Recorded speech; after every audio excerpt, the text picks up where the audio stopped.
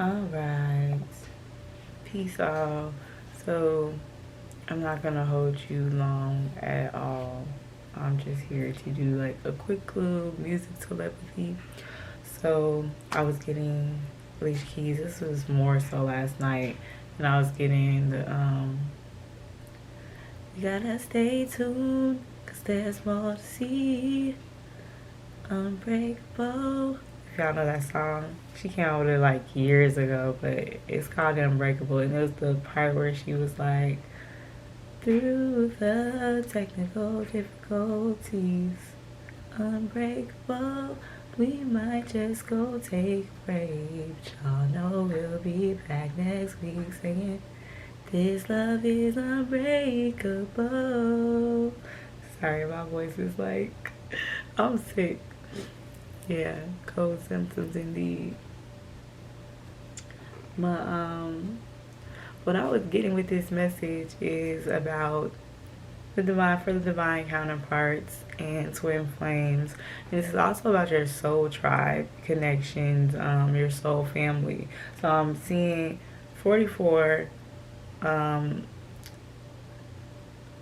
2, 3, 4, and that came up in that song yesterday, Forever, with Chris Brown. Um, so I'm seeing soul tribes and uh, divine counterparts like kind of bridging together. So there's part of your soul, like obviously you are all a part of one soul, okay? So that's how you become soul tribe family, from the same place. You're from the same soul unity, collective consciousness. And that's why it may seem like at times we're all hearing the same things, having the same messages, having the same experiences. Your connection with your twin flame is very similar to my connection with mine. Your connection to your divine counterpart is very similar to your connection with your best friends or whoever you're connected to in this season. I'm looking at my automatic writing. That's what, if you're wondering what I'm looking at. So they're bridging together with this sacred union. And the bridging together is happening because you're all one collective consciousness and you're all essentially ascending at the same time and flowing together, coming together in this union, both with your divine counterpart in this sacred union and with your soul family, with that sacred unity and community.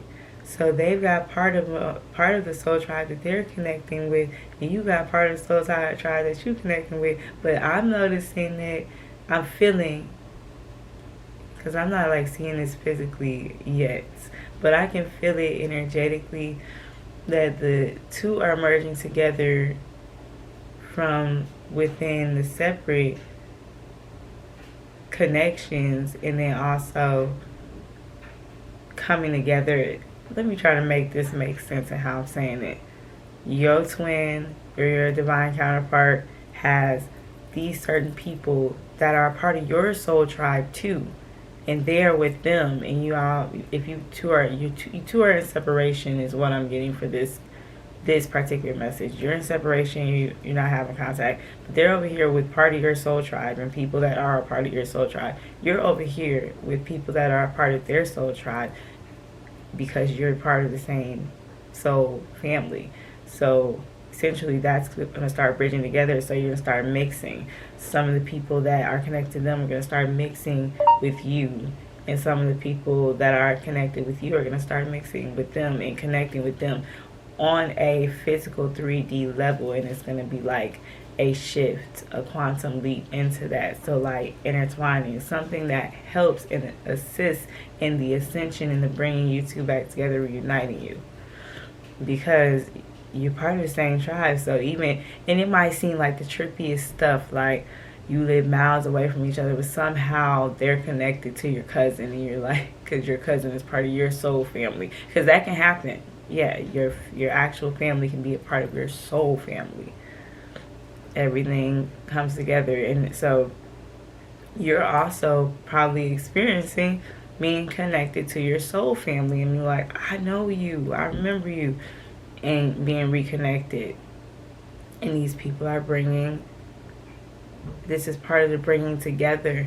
And just know for them, you're doing the same thing that they're doing for you. You're helping each other to ascend, to get into balance, to be able to merge together and reunite. I just heard an airplane like take off momentum, like energy, like that was loud. It was like a helicopter or something.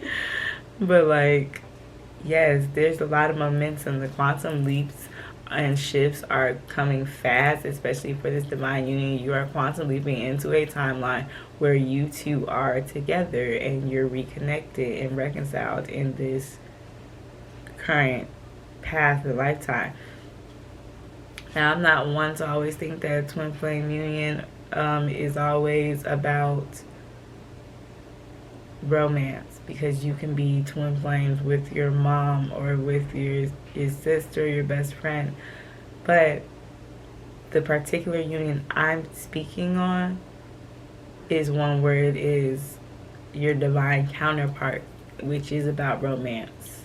And this is about someone you're supposed to be with on a romantic level, but there's some building and some healing that has to happen for this sacred love to be able to come back together. Okay. Also, I wrote about removing toxic karmic connections. So you might feel like anything or anybody who's not for you, you feel this immense urge to get away from them, or things are being propelled very quickly, quantum leaping forward and pushing you, propelling you out of the way of karmic cycles. So anybody who's not for you, you're not feeling comfortable in that space anymore. Okay. And then I wanted to talk about, not that you weren't already, if you're the feminine, because I'm still talking about the divine feminine and divine masculine. That's exactly who they are. This is not about gender. This is about the person who holds that energy the most. Even though you held the energy of divine feminine the most, or you held the energy of divine masculine the most, does not mean you were tapped into that energy in a healthy and balanced way. What I'm getting is being tapped into that energy in a very toxic kind of way. Toxic femininity, toxic masculinity, not being tapped all the way in, but you still hold the most of that energy. Well, what I'm seeing is not only are these two divine counterparts tapping into the other balance, so the divine feminine here would be tapping into the masculine energy, but you're also healing the feminine energy. The divine masculine is not only tapping into the feminine aspect of things in that energy. And when I say this, I mean like for tapping into the masculine energy, just feeling more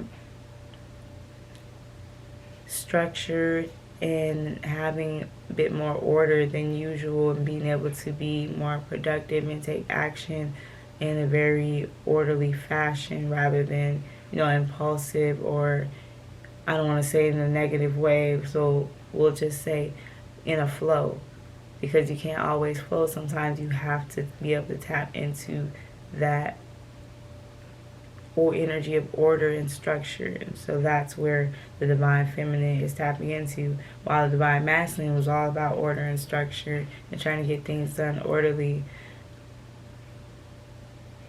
When that's out of balance, then can be all over the place, or have order and rule be so structured that it becomes just controlling and toxic. Well, instead now what he's doing is tapping into his ability to be the provider and the protector, and be able to enforce structure without force or rule or condemnation. And he's also tapping into his feminine side, and I'm saying his, but It's not gender specific. I'm speaking on just that masculine energy. You'll often hear me refer to masculine as a him and feminine as a she or her. That's just the way I talk. So it's not gender specific. But anyway, divine masculine here, he is tapped into his feminine side, because that feminine side,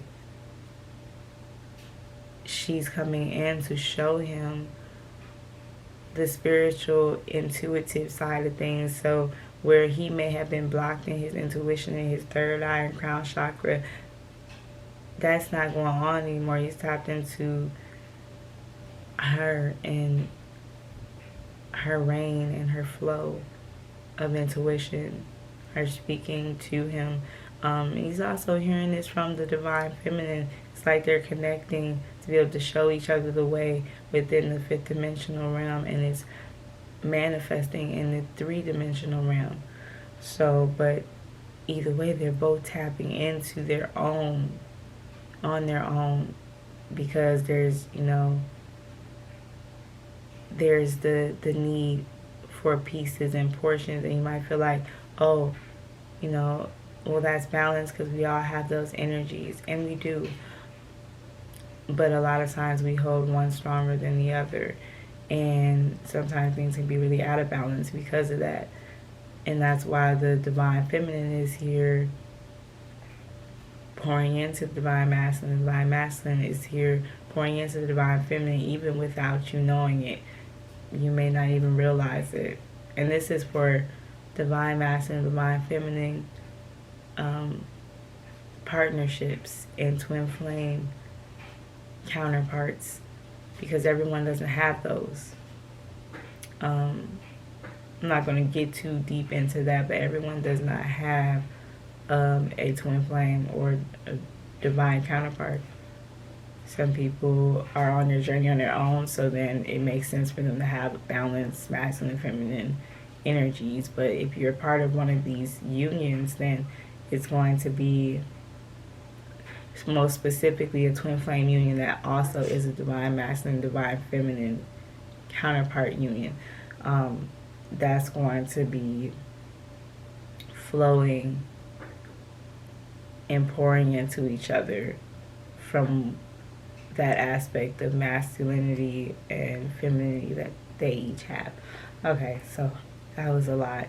But there's like a lot of major shifts going on, a lot of quantum leaping, fast movement, jumping into the timeline that you need to be in for this union to come back into alignment. And so you may have been seeing 1, 2, 3, 2, 3, 4, 1, 2, 3, 4, 3, 2, 1. Okay, numbers like that with the 1, 2s, and 3s and 4s, or any of those variations mixed up, jumbled up. You may be seeing those synchronicities. Oh my gosh, my phone keeps on chiming, making noise. Sorry. But yes, that was it. I didn't want to hold you long. So with that said, I'm going to let you all go. Peace.